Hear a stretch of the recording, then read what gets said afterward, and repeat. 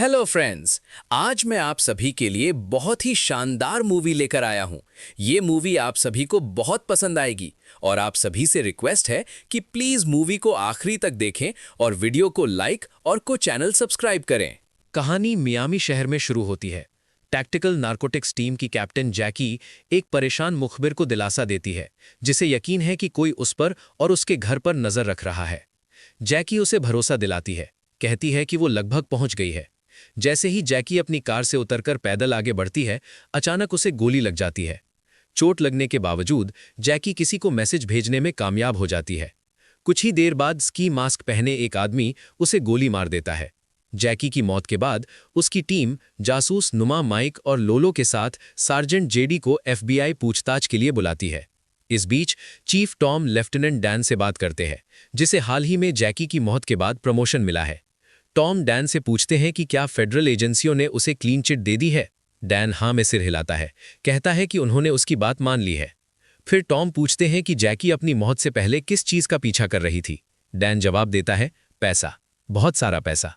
वो आगे कहता है कि वो इस बात से परेशान है कि फेडरल एजेंसियां जैकी की हत्या को गंभीरता से नहीं ले रही हैं। टॉम आह भरते हैं, ये मानते हुए कि डिवीजन बिखर रहा है और बात को और खराब करने के लिए फेडरल एजेंसियां नारकोटिक्स यूनिट को खत्म करना चाहती हैं। दूसरे कमरे में एफबीआई एजेंटों में से एक डेल नुमा से पूछता है कि क्या वो और जैकी करीब थे और क्या जैकी की मौत का उस पर कोई असर पड़ा है। नुमा हाँ में सिर हिलाती है, कहती है कि वे करीब थे और उसे ठीक करती है। ये मौत नहीं थी, ये हत्या थी। फिर डेल टीम से उनके काम के बारे में सवाल करता है, ये बताते हुए कि उनके काम में ज्यादातर ड्रग्स और बड़ी मात्रा में कैश जब्त करना शामिल है। वो पूछता है कि क्या इतनी बड़ी रकम शामिल होने के कारण कभी हितों का टकराव होता है। टीम एक साथ नहीं में जवाब देती है। आखिर में एफबीआई सार्जेंट जेडी का इंटरव्यू लेती है। जेडी पूछता है कि वे सच में यहां क्यों हैं, कुछ पुलिस वालों को फंसाने की कोशिश के अलावा। डेल जवाब देता है कि ये शायद अभी सबसे आसान पैसा है जो वे कमा सकते हैं, देखते हुए कि शहर अपने पुलिस अधिकारियों को कितना कम भुगतान करता है। जेडी पलटवार करता है, पूछता है कि क्या डेल को लगता है कि नारकोटिक्स से किसी ने जैकी को मारा है। डेल जवाब देता है, मैंने ऐसा नहीं कहा। जेडी उनसे कहता है कि उंगली उठाने के बजाय जैकी के हत्यारे को पकड़ने पर ध्यान दे। बात को नजरअंदाज करते हुए डेल कहता है कि उसने पहले ही जासूसों और लेफ्टिनेंट का इंटरव्यू ले लिया है। फिर जोड़ता है, वो लेफ्टिनेंट जिसने तुम्हारा प्रमोशन ले लिया। जेडी जवाब देता है कि अगर कोई प्रमोशन का हकदार था तो वो डैन था। तो तुम्हारे दोस्त? डेल पूछता है। जेडी सिर हिलाता है, फिर एफबीआई को बताता है कि अगर उन्होंने वी कैट को खत्म नहीं किया होता तो वे अब तक जैकी के कातिल को ढूंढ चुके होते। दूसरी तरफ डैन टॉम से कहता है कि वो और उसकी टीम जैकी के हत्यारे को ढूंढ सकते हैं और पूछता है कि क्या डिपार्टमेंट ओवरटाइम की इजाजत देगा। टॉम सिर हिलाता है, चेतावनी देता है कि कोई भी खुफिया जांच फेडरल वालों को और सबूत देगी और यूनिट को पूरी तरह से बंद किया जा सकता है। कॉन्फ्रेंस रूम में डेल जेडी से पूछता है कि क्या वो जैकी के करीब था। जब जेडी जवाब नहीं देता तो डेल मुस्कुराता है, क्या तुम्हारी बोलती बंद हो गई? तुम एक? जेडी पलटकर जवाब देता है। डेल कंधे उचकाकर कहता है कि वे सब जानते हैं कि जेडी और जैकी कितने करीब थे। जेडी चुप रहता है। फिर डेल पूछता है कि जेडी के डबल शोल्डर रिग में दूसरी बंदूक किसकी है। जेडी उसे मुक्का मारकर जवाब देता है। जैसे ही हाथापाई शुरू होती है, चीफ टॉम डैन से पूछते हैं कि क्या हो रहा है। डैन जवाब देता है कि जेडी अपने भाई से लड़ रहा है। बाद में डने जेडी के साथ मजाक करता है, तो तुम्हारे भाई के साथ कैसा रहा? वो अभी भी एक है, जेडी जवाब देता है। फिर वो कहता है कि अगर फेडरल एजेंट यहाँ उनके चेहरों को घूर रहे हैं तो वे जैकी के कातिल को पकड़ने के करीब भी नहीं है। डने सिर हिलाता है, कहता है कि या तो फेडरल एजेंट सोचते हैं कि जैकी गलत था या उन्हें लगता है कि टीम का कोई इसमें शामिल था। जेडी कहता है कि अगर वो फेडरल एजेंट होता तो वो चम को पानी में फेंक देता, चीजों को हिलाता और लाइनें खींचता ताकि पता चले कि क्या सामने आता है। बाद में पूछताछ के बाद पूरी टीम आराम करती है। वे मजाक करते हैं और डेल का मजाक उड़ाते हैं, उसे मजाक का निशाना बनाते हैं। सब हंसते हैं जब तक कि न्यूमा ये नहीं पूछती कि पुलिस पैसे के बारे में इतनी बात क्यों कर रही है। माइक सोचता है कि क्या इसका कुछ लेना देना उन स्टैश हाउस हिट्स से है जिनके बारे में लोग फुसफुसा रहे हैं। लो अफवाह के बारे में और डिटेल्स पूछता है। जेडी बताता है कि उन्हें पता है कि स्टैश हाउस वो जगहें होती हैं जहां कार्टेल आमतौर पर अपना पैसा छिपाते हैं और हाल ही में एक हीस्ट टीम की बात चल रही है जो गंदे पुलिस वालों और फेडरल एजेंटों से बनी है जो मिलकर वो पैसा चुरा रहे हैं। इस बीच डने एक मैसेज देखता है जिसमें एक स्टैश हाउस का जिक्र है। वो रुकता है, फिर अपने बेटे की एक फोटो देखता है। बाहर डीईए एजेंट अपनी बख्तरबंद गाड़ी को स्टेशन की पार्किंग में लाते हैं। एजेंट निक्स और डीओ बाहर निकलते हैं और टीम को ग्रीट करते हैं। जो उनके करीबी दोस्त भी हैं। न्यूमा तुरंत सीरियस हो जाती है। वो उन्हें बताती है कि उसे शक है कि फेडरल एजेंट जैकी के कातिल को ढूंढने के बजाय टीएनटी डिवीजन को फंसाने और खत्म करने में ज्यादा इंटरेस्टेड है। डीओ सिर हिलाता है और ये भी बताता है कि अगर वी कैट को भंग नहीं किया गया होता तो अब तक गिरफ्तारियां हो चुकी होती। उसी समय डने बिल्डिंग से बाहर निकलता है और टीम की ओर मुड़ने से पहले एजेंटों को ग्रीट करता है। वो एक क्राइम स्टॉपर टिप का जिक्र करता है जो अभी अभी आई है। हिया की एक घर में कथित तौर पर पैसा छिपा हुआ है। लोलो कहता है कि उनकी शिफ्ट लगभग खत्म हो गई है और पूछता है कि क्या इसका मतलब ओवरटाइम है। डने सिर हिलाता है। बजट में कटौती के कारण कोई ओवरटाइम नहीं है। वो लोलो से विल्बर पैसे सूंघने वाले कुत्ते को लाने के लिए कहता है। न्यूमा डने के पास आती है और पूछती है कि वे कितने पैसे की बात कर रहे हैं। 250 ग्रैंड, डने जवाब देता है। ये तो आसान काम है, न्यूमा बड़बड़ाती है। माइक पूछता है कि क्या उन्हें हाइलिया पुलिस डिपार्टमेंट को शामिल करना चाहिए। डने कहता है नहीं, ये समझाते हुए कि उनका डिपार्टमेंट अभी बहुत गड़बड़ है। माइक फिर से पूछता है कि उन्हें कितना पैसा मिलने की उम्मीद है। लगभग 1,50,000, डने जवाब देता है। थोड़ी देर बाद टीम उस जगह के लिए निकल जाती है, एक शांत गली जिसमें छोटे छोटे घर थे। जेडी डने से पूछता है कि प्लान क्या है। हम झूठ बोलेंगे, डने सीधे सीधे कहता है। घर के मालिक से ड्रग्स के लिए तलाशी की सहमति फॉर्म पर साइन करवाएंगे, पैसे के लिए नहीं। विल्बर तुरंत अजीब हरकतें करने लगता है और सामने के दरवाजे के पास पेशाब कर देता है। लो कहती है कि उसने विल्बर को पहले कभी ऐसे रिएक्ट करते नहीं देखा और पूछती है कि वे कितने कैश की बात कर रहे हैं। 75,000, डने जवाब देता है। ये नामुमकिन है, लो कहती है और बताती है कि इतने कम पैसे के लिए विल्बर इतना अलर्ट नहीं होता। डने घर की मालकिन का ध्यान खींचता है। वो उसे बताता है कि उन्हें टिप मिली है कि घर में ड्रग्स छिपा कर रखे गए हैं। जेडी उसका नाम पूछता है। डेसी, औरत जवाब देती है। डने पूछता है कि क्या कोई और अंदर है। डेसी कहती है कि वो अकेली है। फिर वो अंदर आने की इजाजत मांगता है।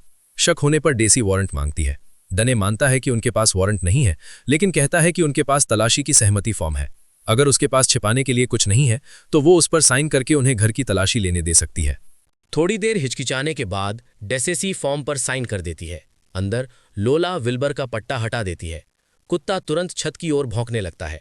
डने डेसेसी से पूछता है कि अटारी में क्या है। वो कहती है कि वो कभी ऊपर नहीं गई और जोर देकर कहती है कि उसके पास कोई ड्रग्स नहीं है। जेडी उसे ठीक करता है। कुत्ता पैसे पर अलर्ट हुआ है, न कि ड्रग्स पर। डेसेसी का चेहरा तुरंत बदल जाता है। डने और जेडी अटारी की ओर जाते हैं। जेड देखती है कि बाकी घर की तुलना में वो कितनी साफ है और डेसेसी से पूछती है कि ऐसा क्यों है। वो दोहराती है कि वो कभी ऊपर नहीं गई और कहती है कि ये घर पहले उसकी दादी का था। जेडी को दीवार से एक पतला तार बाहर निकला हुआ दिखता है और वो उसे खींचता है, जिससे एक मूर्ति के पीछे छिपा हुआ पैनल खुल जाता है। अंदर उन्हें कई ड्रम मिलते हैं। डने कीम को कंटेनर हटाने का आदेश देता है, जबकि वो और जेडी डेसेसी से सवाल करते हैं। डने डेसेसी से पूछता है कि वो कितने समय से इस घर में रह रही है। डेसेसी कहती है कि 2 महीने हो गए हैं। वो बताती है कि उसकी दादी का हाल ही में निधन हो गया और वो पिछले कुछ सालों से अकेले ही उनकी देखभाल कर रही थी। वो आगे कहती है कि घर अभी प्रोबेट में है और उसकी बहन वसीयत पर केस लड़ रही है, जबकि उसने कभी उनकी दादी की देखभाल में मदद नहीं की। जेडी डेसेसी से पूछता है कि क्या उसे पता था कि घर में पैसे हैं। जब उसने कुत्ते के कैश सूंघने की बात कही थी तो उसके चेहरे पर आए भाव को देखते हुए डेसेसी इससे अनजान होने से इनकार करती है। जेडी उससे कहता है कि जानबूझकर या अनजाने में उसके पास गैर कानूनी कैश है और अब वो इसमें फंस गई है। डेसी बहस करती है कि तकनीकी रूप से ये उसका घर नहीं है, संपत्ति अभी भी प्रोबेट में है। डने मुस्कुराता है। ये तो काफी चालाकी है। तुम्हें ये रास्ता किसने बताया? किसी ने नहीं। डेसी कहती है कि वो डने के हाथ पर टैटू देखती है और पूछती है कि उनका क्या मतलब है। डने बताता है कि पहले का मतलब है क्या हम अच्छे लोग हैं और दूसरे का मतलब है कि हम हैं और हमेशा रहेंगे। माइक अटारी से डने और जेडी का ध्यान खींचता है। वे ऊपर जाते हैं और एक ड्रम खोलते हैं। अंदर टिप में बताए गए से कहीं ज्यादा कैश है। डने एक कंटेनर गिनता है, फिर बाकी को अंदाजे से देखता है। ये 20 मिलियन से ज्यादा है, वो कहता है। टीम हैरान रह जाती है। जेडी सबको नीचे जाने का आदेश देता है, लेकिन जाने से पहले डने टीम से उनके फोन मांगता है। न्यूमा हैरान होकर पूछता है कि क्या उसे उन पर भरोसा नहीं है। डने जवाब देता है कि पैसा लोगों को पागल बना देता है। वो डेसी के फोन समेत सबके फोन ले लेता है। जेडी पूछता है कि क्या डने को उसका फोन भी चाहिए, लेकिन डने सिर हिलाता है और जेडी से कहता है कि वो चीजों को समझने में उसकी मदद करे। जेडी साफ तौर पर नाखुश है कि डने इस सिचुएशन को कैसे हैंडल कर रहा है। वो पूछता है, टिप में कितना बताया था? 30,000, डने जवाब देता है। डने माइक और न्यूमा को दीवार से बचे हुए कंटेनर निकालने और पैसे गिनना शुरू करने का ऑर्डर देता है। जेडी उसे रोकता है, कहता है कि उन्हें कैश तुरंत हटाना होगा। डने बहस करता है कि प्रोटोकॉल के हिसाब से पैसे जब्ती वाली जगह पर ही गिनने होते हैं। लेकिन जेडी पलटकर कहता है कि ये नियम इतनी बड़ी रकम पर लागू नहीं होता। डने टस से मस नहीं होता। जेडी कम से कम चीफ को फोन करने का सुझाव देता है, लेकिन डने कहता है कि उसे अभी किसी पर भरोसा नहीं है। तभी जेडी बताता है कि जैकी ने उसे इस तरह की लूट के बारे में उसके मारे जाने से कुछ समय पहले बताया था। बहुत सारा पैसा, जेडी आगे कहता है। तभी लो डने से पूछती है कि क्या वो अपनी बेटियों को गुड नाइट कहने के लिए फोन कर सकती है। डने मना कर देता है। जेडी उससे कहता है कि उन्हें कम से कम अपने भाई या निक्स को कॉल करना चाहिए, लेकिन डने उसे भी मना कर देता है। जेडी चिल्लाता है, डने को उसके अभी के बर्ताव के लिए बुरा भला कहता है। बहस सुनकर डेसी उन्हें चेतावनी देती है कि वे गलती कर रहे हैं। वो उनसे कहती है कि वे जितना चाहें उतना पैसा ले लें और इससे पहले कि सबके लिए हालात और ख़राब हों वहाँ से चले जाएं। माइक अटारी से नीचे आता है और डने को बताता है कि एक पुलिस कार अभी अभी गली में आई है। डने और जेडी बाहर निकलते हैं और लोकल पुलिस को बताते हैं कि वे नारकोटिक्स यूनिट के मेंबर हैं। एक ऑफिसर कहता है कि उन्हें रेड के बारे में कभी बताया ही नहीं गया, लेकिन जेडी उसे टाल देता है। कहता है कि पेट्रोलिंग ऑफिसर्स को बताने की ज़रूरत नहीं है। ऑफिसर उससे कहता है कि वो खुद ही चला जाए और कहता है कि वो अपने सीनियर्स को कॉल कर रहा है। जैसे ही पुलिस कार आगे बढ़ती है, जेडी देखता है कि ऑफिसर आगे वाली सीट पर बैठा है और उसे पहचान लेता है, लेकिन पुलिस वाला ऐसा दिखाता है जैसे वो उसे नहीं जानता। जेडी डने को समझाता है कि वो ऑफिसर वीकैट से था और शायद उसका पार्टनर भी वहीं से है, जिससे पता चलता है कि उन्हें शायद रीअसाइन किया गया हो। जब डने पूछता है कि क्या जेडी को लगता है कि उन्हें आरआईपी के पैसे के बारे में पता था, तो जेडी कंधे उचका देता है। वे दोनों एहतियात के तौर पर अपनी वेस्ट, एक्स्ट्रा हथियार और मैगजीन लेने का फैसला करते हैं। घर के अंदर डेसी को एक कुर्सी से हथकड़ी लगाकर बांध दिया गया है, जबकि लोलो, नुमा और माइक कंटेनरों को गैरेज में ले जा रहे हैं। जब वे काम कर रहे होते हैं तो माइक इस बात पर चिंता जताता है कि डने हालात को कैसे संभाल रहा है, खासकर हायर कमांड को इन्फॉर्म न करने के बारे में। वो आगे कहता है कि जैकी ने कभी भी इस तरह से केस को हैंडल नहीं किया होता। हालांकि नुमा उसे याद दिलाती है कि डने उनका बॉस है और उन्हें उसकी बात माननी होगी। डने और जेडी गैरेज में आते हैं और सबको अपनी वेस्ट पहनने का ऑर्डर देते हैं। फिर डने लो से उसका फोन इस्तेमाल न करने देने के लिए माफी मांगता है। वो समझकर सिर हिलाती है।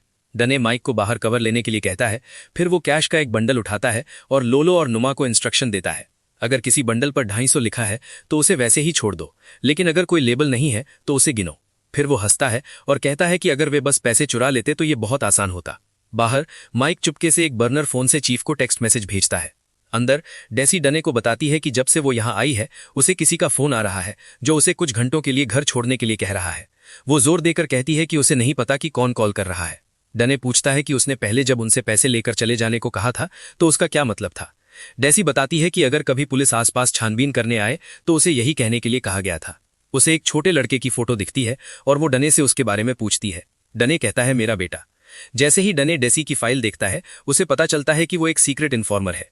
उसकी सुरक्षा के लिए उसके बयान सील कर दिए गए थे।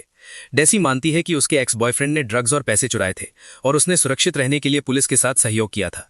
डने और जेडी उस पर दबाव डालते हैं, उस पर जानबूझकर कार्टेल का पैसा घर में रखने और उससे फायदा उठाने का आरोप लगाते हैं।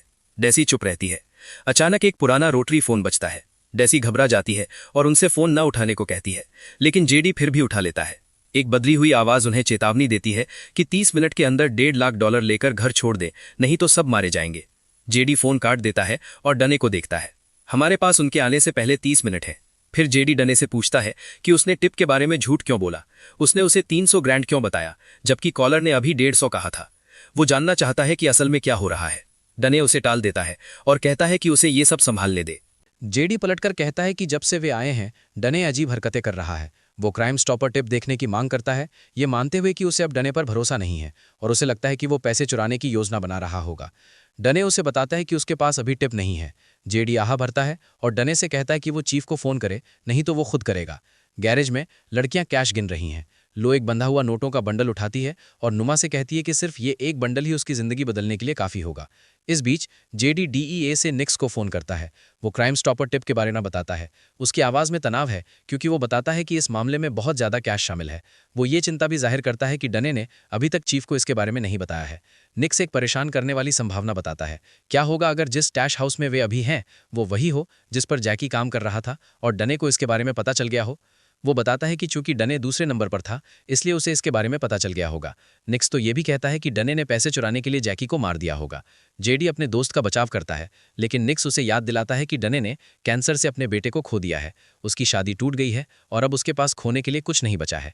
जेडी कसम खाता है और कहता है कि वो अपने भाई को फ़ोन करेगा, लेकिन निक्स उसे फेडरल एजेंसियों को शामिल न करने के लिए कहता है। वो जेडी से उसकी लोकेशन पूछता है और कहता है कि वो 10 मिनट में वहाँ पहुँच जाएगा। घर के अंदर डने लो और नुमा से कहता है कि उन्हें किसी तरह का समझौता करना होगा क्योंकि वो अपनी मौजूदा सैलरी से तंग आ गया है। बाहर माइक देखता है कि गली के घर एक एक करके जलने लगे हैं। कुछ ही देर बाद जेडी भी उसके साथ आ जाता है। माइक उसे ये दिखाता है और उन्हें पहली बार एहसास होता है कि हर घर खाली लग रहा है, अंदर कोई नहीं लगता। माइक को लगता है कि किसी कातिल ने पूरा ब्लॉक खरीद लिया होगा। फिर जेडी को एक बरामदे की लाइट टिमटिमाती हुई दिखती है। वो माइक से कहता है कि ये मोर्स कोड है और उसे पढ़कर बताता है, पिग्स। जेडी माइक से कहता है कि वो डने को बताए, जबकि वो जाकर देखता है। उसी समय माइक को चीफ से एक मैसेज मिलता है। अंदर डने चीफ से संपर्क करता है और स्टैश हाउस की लोकेशन और लूट की रकम लगभग $1,50,000 के बारे में बताता है। वो चीफ को बताता है कि वे पैसे गिनकर खुद ही चले जाएंगे। कुछ मिनट बाद डेसी माइक को बताती है कि डने और दोनों लड़कियां पैसे चुराने का प्लान बना रही हैं क्योंकि उसने उन्हें गैरेज में बात करते हुए सुना था। वो ये भी कहती है कि डने ने अपने सीनियर से झूठ बोला, उन्हें बताया कि पैसे सिर्फ $1,50,000 थे। डेसी आगे कहती है कि वो सिर्फ उसी पर भरोसा कर सकती है। उसी समय डने गैरेज का दरवाज़ा खोलता है और माइक उसे बताता है कि जेडी अभी अभी गली में एक घर देखने गया था जहां कोई मोर्स कोड में पोर्च लाइट जला रहा था, तो वे दोनों इसे देखने बाहर जाते हैं। उनके जाने के तुरंत बाद फ़ोन फिर से बजता है। नुमा फ़ोन उठाती है। दूसरी तरफ से आवाज़ उन्हें चेतावनी देती है कि 10 मिनट के अंदर घर छोड़ दो वरना वे सब मर जाएंगे। इस बीच माइक और डने गली में चलते हैं। माइक उस घर की ओर इशारा करता है जिसमें जेडी गया था। डने माइक से पूछता है कि क्या वो मुखबिर है। माइक बस हंसता है। डने उसे घर वापस जाने के लिए कहता है जबकि वो उस जगह को देखता है। फिर माइक चुपके से फ़ोन पर किसी को अलर्ट करता है और बताता है कि डने कैश चुराने वाला है और उन्हें अब कार्रवाई करनी होगी। जेडी के पास वापस उसे निक्स से एक मैसेज मिलता है। उसी समय कोई उसके सिर के पीछे बंदूक तान देता है। इस बीच डेसी माइक से उसे हथकड़ी खोलने की भीख मांगती है। वो उससे कहता है कि उसके साथ कुछ भी बुरा नहीं होगा और कहता है कि उसने पहले ही किसी को फ़ोन कर दिया है और वे रास्ते में है। वो गैरेज में जाता है और लड़कियों से पूछता है कि क्या उन्हें पैसे गिनने में मदद चाहिए। वे उसे बेरुखी से कहती हैं कि उन्हें उसकी मदद की ज़रूरत नहीं है। थोड़ी देर बाद डेन गैरेज में आता है। नुमा उसे कॉल के बारे में बताती है।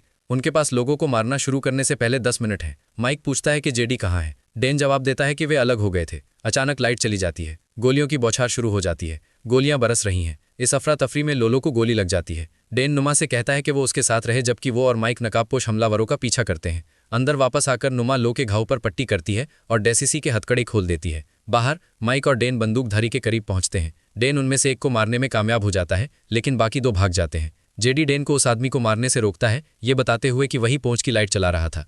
वो डेन को बताता है कि वो आदमी कार्टेल का सदस्य है और समझाता है कि उन्होंने घर पर हमला नहीं किया बल्कि किसी और ने किया। वो आदमी अपने बॉस को फ़ोन करता है और माइक को पीछे हटने का निर्देश देते हुए फ़ोन डेन को दे देता है। फ़ोन पर बॉस बताता है कि आज रात हुए हिंसक हमले के लिए उनका कार्टेल जिम्मेदार नहीं है। वो कहता है कि उन्हें पैसे में कोई दिलचस्पी नहीं है और वे और कोई मुसीबत नहीं चाहते, खासकर पुलिस अधिकारी की मौत के बाद। जेडी उससे सीधे पूछता है कि क्या जैकी की मौत के लिए उसका कार्टेल जिम्मेदार था। कुछ दूरी से माइक उन्हें देखता है। जब वे फिर से मिलते हैं तो वो पूछता है कि क्या हुआ। डेन उसे बताता है कि कार्टेल पैसे से पीछे हट रहा है और वे ही हमला करने वाले नहीं थे। वे गैरेज में लौटते हैं। डेन लड़कियों को बताता है कि कार्टेल ने उन पर हमला नहीं किया और वे कैश से पीछे हट रहे हैं। लोलो सुझाव देती है कि वे क्राइम स्टॉपर टिप के पैसे की पुष्टि करें और बाकी बांट लें, लेकिन नुमा उसे याद दिलाती है कि डेन पहले ही चीफ को फ़ोन कर चुका है। जेडी पूछता है कब। डेन जवाब देता है कि पहले घर के बारे में, RIP। फिर जेडी एक बड़ा खुलासा करता है, ये बताते हुए कि कोई क्राइम स्टॉपर टिप नहीं है। डेन ने पैसे चुराने के लिए ये सब बनाया था। वो सभी को याद दिलाता है कि डेन जैकी का सेकंड इन कमांड था, इसलिए अगर जैकी को इस कैश हाउस के बारे में पता था तो डेन को भी पता था। डेन इस आरोप से इनकार करता है और जेडी पर हमले की साजिश रचने का आरोप लगाकर पलटवार करता है। वो कहता है कि जेडी ने XVCAT जासूस को पहचान लिया था और बताता है कि तब से हालात खराब हो गए हैं। डेन जेडी पर लगभग 30 मिनट तक गायब रहने और एक हथियारबंद कार्टेल मेंबर के साथ लौटने का भी आरोप लगाता है। जेडी दूसरी जानकारी देकर जवाब देता है। कार्टेल का मानना है कि जैकी को उसकी अपनी ही टीम के किसी व्यक्ति ने मारा था। वो सीधे डेन की ओर देखता है और उसे पुलिस वाला कातिल कहता है। दोनों मुक्के चलाने लगते हैं। माइक और नुमा उन्हें रोकने के लिए दौड़ते हैं। फिर डेन माइक को बाहर जाकर डेसेसी पर नजर रखने का आदेश देता है। बाहर माइक अपनी वेस्ट में देखता है, लेकिन उसे पता चलता है कि उसका बर्नर फ़ोन गायब है। इस बीच जेडी को निक्स का फ़ोन आता है और वो उसे जल्दी आने के लिए कहता है। वो निक्स को बताता है कि डेन बागी हो गया है और RIP चुराने वाला है। जेडी पूछता है कि क्या पूरी टीम आ रही है। निक्स बताता है कि बजट में कटौती के कारण कोई भी एक्स्ट्रा शिफ्ट नहीं करना चाहता, लेकिन जेडी को भरोसा दिलाता है कि वो एक बख्तरदार गाड़ी ला रहा है। फिर निक्स पूछता है कि RIP कितने का है। 20 मिलियन, जेडी जवाब देता है। निक्स उसे बताता है कि वे जल्द ही वहां पहुंच जाएंगे। गैराज में वापस लड़कियां कैश गिनना खत्म करती हैं और उसे काले बैग में भरना शुरू करती हैं। अचानक उन्हें गैराज में आग फैलती हुई दिखती है। वे पैसे लेकर बाहर भागते हैं, तभी बख्तरबंद गाड़ी आ जाती है। डने निक्स को देखकर हैरान होता है, लेकिन जल्द ही खुद को संभाल लेता है। वो माइक से पैसे ट्रक में रखने को कहता है। फिर वो जेडी को लड़कियों के साथ पीछे रुकने का ऑर्डर देता है। जेडी पलटकर चिल्लाता है कि उसे डने पर भरोसा नहीं है, इसीलिए उसने निक्स को बुलाया था।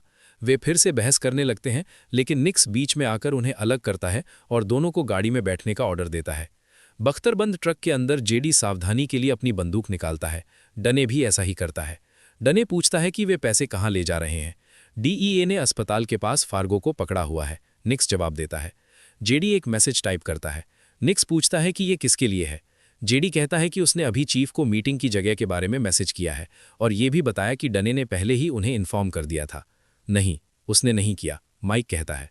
वो बताता है कि चीफ को आरआईपी के बारे में पता है, लेकिन टोटल अमाउंट के बारे में नहीं। तुम्हें ये कैसे पता? डने पलटकर पूछता है। फिर वो कहता है, तुमने अभी तक मेरे पहले वाले सवाल का जवाब नहीं दिया। क्या तुम मुखबिर हो? माइक उससे खुद जाने को कहता है। फिर माइक बताता है कि डेजी ने उसे सब कुछ बताया, कैसे डने ने आरआईपी को सिर्फ $1,50,000 बताया और बाकी पैसे लो और नूमा के साथ बांटने का प्लान बनाया। डने मुस्कुराता है और मानता है कि ये सब उसके प्लान का हिस्सा था। डेजी ने ठीक वही सुना जो वो उसे सुनाना चाहता था। एक फ्लैशबैक में हम देखते हैं कि डने जेडी पर बंदूक तानता है, फिर उसे नीचे कर लेता है। डने जेडी से कहता है कि क्राइम स्टॉपर किप जैसी कोई चीज़ नहीं थी। इसके बजाय उसे जैकी के मारे जाने वाली रात को एक बर्नर फ़ोन से जैकी का टेक्स्ट मिला था। डने बताता है कि उसने ये सारा नाटक इसलिए रचा ताकि पता चल सके कि जैकी को असल में किसने मारा। डने मानता है कि उसने उससे झूठ बोला क्योंकि वो चाहता था कि सब इस नाटक पर विश्वास करें। वो ये भी बताता है कि जैकी को शक था कि पुलिस फोर्स में कोई भ्रष्ट है और उसने इस चोरी को चारा बनाकर उन्हें बाहर निकालने का प्लान बनाया था। लेकिन इससे पहले कि वो ऐसा कर पाती, उसे मार दिया गया। वो कौन हो सकता है? जेडी पूछता है। डने जवाब देता है, हमें आज रात पता चल जाएगा, और फिर कहता है कि माइक उनमें से एक है। डने माइक से कहता है कि उसे पता है कि वही गुनहगार है, लेकिन वो जानना चाहता था कि वो किसके साथ काम कर रहा है। जेडी निक्स की ओर मुड़ता है और पूछता है कि रेडियो कहाँ है और कौन उन्हें मॉनिटर कर रहा है, क्योंकि वे मियामी में बहुत सारा कैश ले जा रहे हैं। निक कहता है कि उसे इस समय बैकअप के लिए हायर अप्रूवल नहीं मिल सका।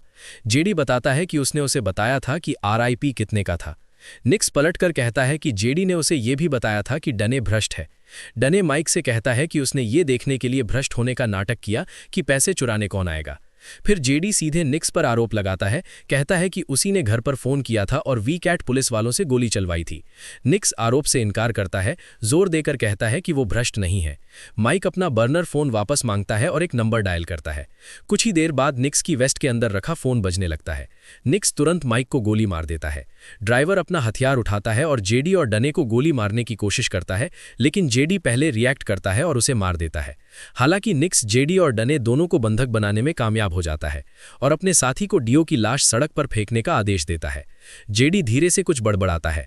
जेडी निक्स से पूछता है कि क्या उसने जैकी को मारा था। निक्स सिर हिलाता है, लेकिन खून बह रहा माइक कहता है कि निक्स ने ही मारा था। जेडी का फोन बजता है। वो धीरे से उसे निकालता है और स्पीकर पर डाल देता है। उसके भाई डेल की आवाज आती है। वो कहता है कि उन्होंने ट्रक को सड़क पर आते हुए देख लिया है। पता चलता है कि जेडी ने पहले ही अपने भाई को अपनी लोकेशन मैसेज कर दी थी। निक्स जेडी और डने को समझाने की कोशिश करता है कि वे इस तरह के पैसे से राजाओं की तरह रह सकते हैं। जब निक्स का ध्यान भटकता है तो माइक अपनी बंदूक चला देता है। अफरा तफरी मच जाती है। माइक और निक्स दोनों एक एक बैग लेकर भागने में कामयाब हो जाते हैं। जेडी निक्स का पीछा करता है, जबकि डने माइक का पीछा करता है।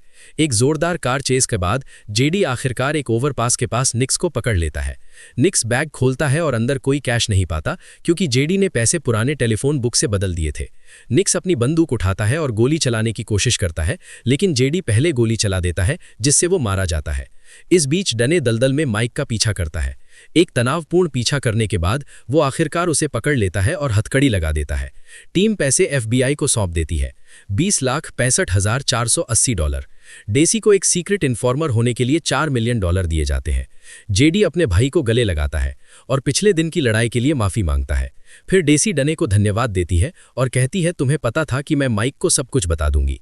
डने सिर हिलाता है और जवाब देता है कि उसे भरोसा था कि वो सही काम करेगी। वो मारी गई पुलिस वाली का जिक्र करती है जिससे उसने बात की थी, जैकी। डने कहता है, और जैकी की वजह से ही हम तुम तक पहुंच पाए। डेसी एक बार फिर टैटू को देखती है। इस बार डने उसका मतलब बताता है। ये आखिरी सवाल था जो उसके बेटे ने उससे पूछा था, क्या हम अच्छे लोग हैं 10 साल की उम्र में कैंसर से मरने से पहले। और मैंने उससे कहा, डने धीरे से कहता है, हम हैं और हमेशा रहेंगे। और यहीं पर यह कहानी खत्म होती है। अगर वीडियो पसंद आया हो तो वीडियो को जरूर लाइक करें और ऐसे शानदार वीडियो देखने के लिए चैनल को सब्सक्राइब करें और मिलते हैं एक और नए वीडियो के साथ।